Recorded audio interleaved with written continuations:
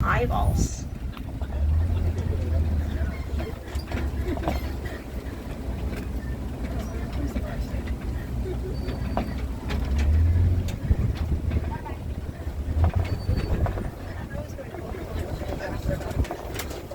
It's funny.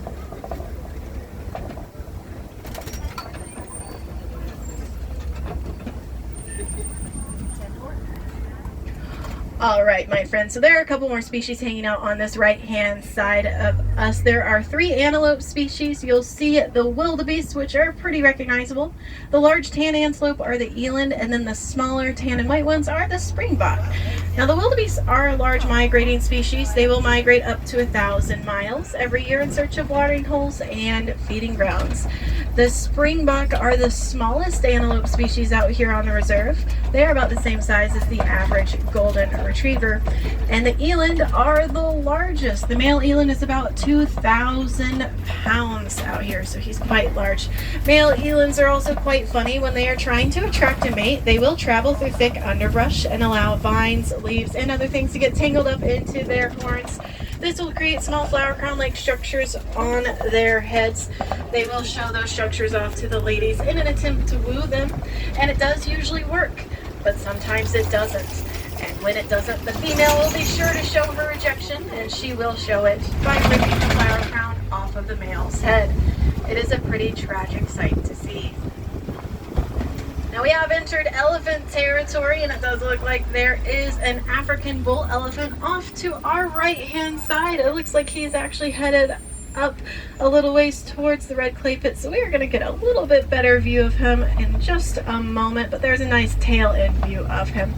Now we know that this is a male elephant because he is alone. Male elephants are very solitary.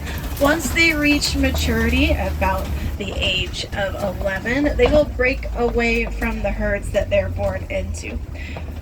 Now this is also a very special elephant out here on the reserve. This is the oldest elephant on the reserve. He is 41 years old. Now that is almost exactly middle-aged for an elephant because they do live to be about 80. Now female elephants are a little bit different, and we are going to be looking for a female herd today. They are led by a dominant matriarch. She is usually the oldest of the group, and we also say that she is the wisest because elephants are very intelligent, and they also have an amazing memory. So just like us, they are capable of learning and growing from all of their different life experiences. Now, because the matriarch is the oldest, that means she has had the most life experience, especially with the things that are the most important to an elephant, like watering holes and feeding grounds. She will remember which ones are the best and also which pathways are the safest to get to them. So when the time comes for the herd to migrate, they will happily follow her lead because they know that she knows where she's going, and it's very rare that she would steer them wrong. Now, traveling deeper into elephant territory, on the lookout for that female herd, we are also passing through some red clay pits, and if you look on either side, you might notice tusk marks or footprints. That is a good indicator that the herd has migrated through here recently. In fact, I think I see the first of the herd off to this left-hand side. Now, elephants actually like to eat red clay because it is rich in minerals that provide nutrients they need in their everyday diet, but they might not necessarily be able to find in other places. So we say red clay is kind of like the elephant's own personal multivitamin. Now I think I am counting 4 here, which means this is a family herd of a mother and her 3 daughters. So we're going to see if we can find everyone, get a good look at everyone. Now the youngest daughter is about 6 years old. She is the largest 6-year-old you'll ever see, though, because she stands at 6 feet tall at her shoulder and she weighs about 4,000 pounds. Now, compared to mom and her older sisters, that's still pretty small for an elephant because a female elephant can get up to 8,000 pounds when fully grown and stand at about 10 feet tall, and the males can get up to 10,000 pounds and stand at about 12 feet tall. So they are the largest land animal in the world. Now it looks like everyone is hanging out getting their morning breakfast. Elephants do eat about 300 pounds worth of food a day, and it does look like they're hanging out and about in the open. Usually on really hot days when there is a blaring sun, you'll see them hanging out either in the shade, or you might also see them throwing mud and dirt across their backs. They will do this because elephants have really sensitive skin just like ours, and it can actually get sunburned just like ours would. And so they've actually learned that they can throw dirt and mud across their backs to form that extra layer of protection for themselves, kind of like a natural sunscreen. But we are continuing on our journey. It does look like we are passing by a flamboyance. That is what we call a group of flamingo. Now these are greater flamingo. They are the largest of the species and the lightest of pink.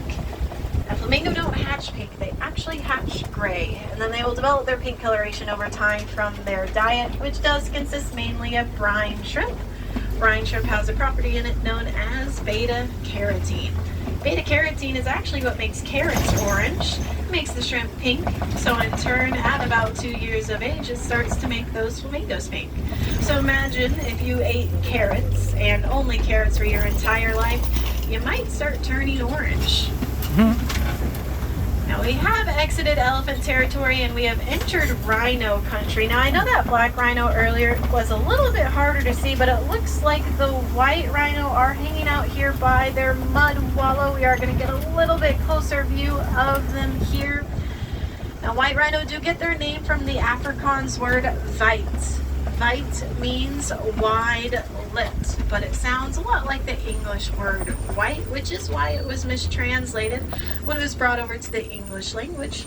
That's how they ended up being called the white rhino, but they technically should be called the wide lit rhino. Now this is just a small portion of the crash, so we'll see if we can find any more as we start to make our way up towards the Kopi Rocks. But it does look like there is another species hanging out here as we start to make our way up there, which are the cheetah, of course. It looks like there are at least two, maybe a third one, if I spotted one correctly up there. Now, cheetah are the fastest land animal in the world. They can reach speeds of 60 to 70 miles per hour, and they can reach those speeds in about 3 seconds.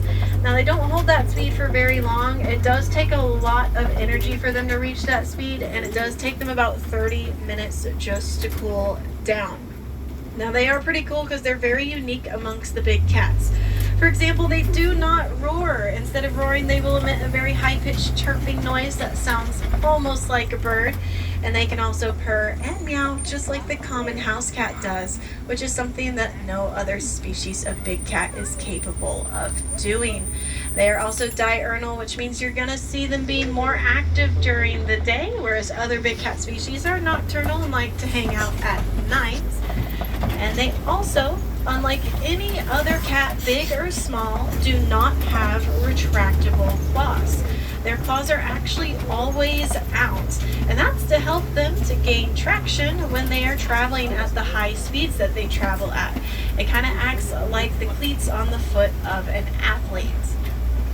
But we have reached the Kopi Rocks, which is this large rock formation on our left-hand side. Now, the Kopi Rock Formation is the type of rock formation that Pride Rock from The Lion King is based off of, which means it is a great spot to see the lions, and it does look like they are both out and about. Looks like the male is going to be a little bit easier to see than the female.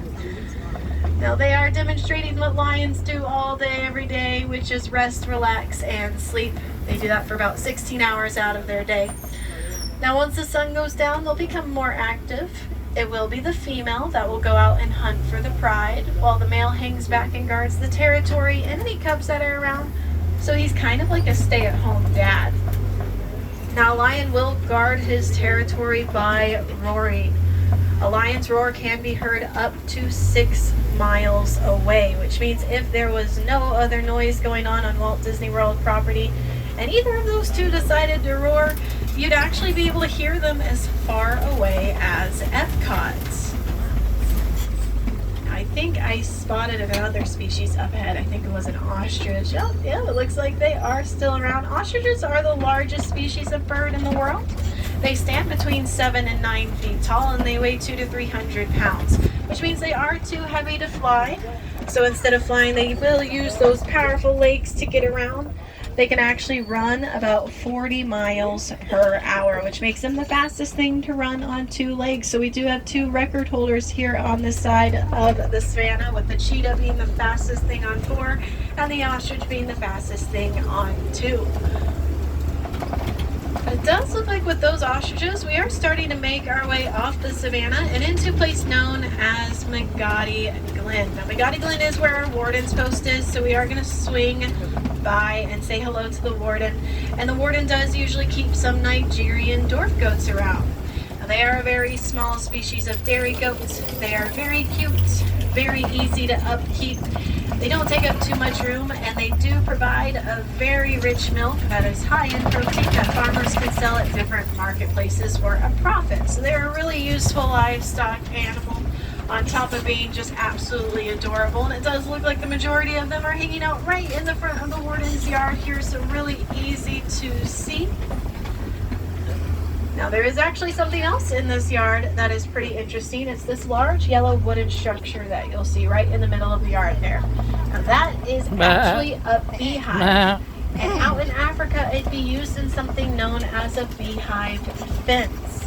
The beehive fence was actually first created because not long ago there was conflict between the farmers and the elephants, because the farmers were laying their croplands down in the middle of elephant migration paths.